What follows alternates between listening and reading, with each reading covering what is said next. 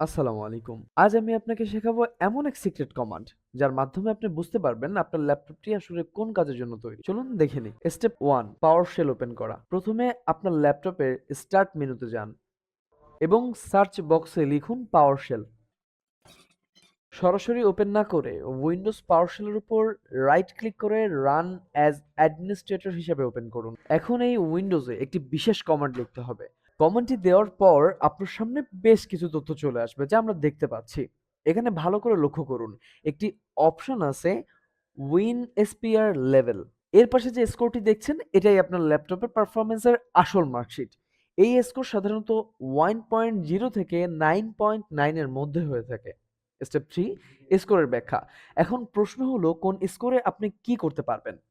আপনার স্কোর যদি ৮ থেকে 9.9 এর মধ্যে হয়, তবে নিশ্চিত থাকুন আপনার ল্যাপটপটি একটি পাওয়ার হাউস। এটি দিয়ে আপনি high quality video editing, heavy gaming এবং গ্রাফিক ডিজাইনের মতো সব ভারী কাজ একদম স্মুথলি করতে পারবেন।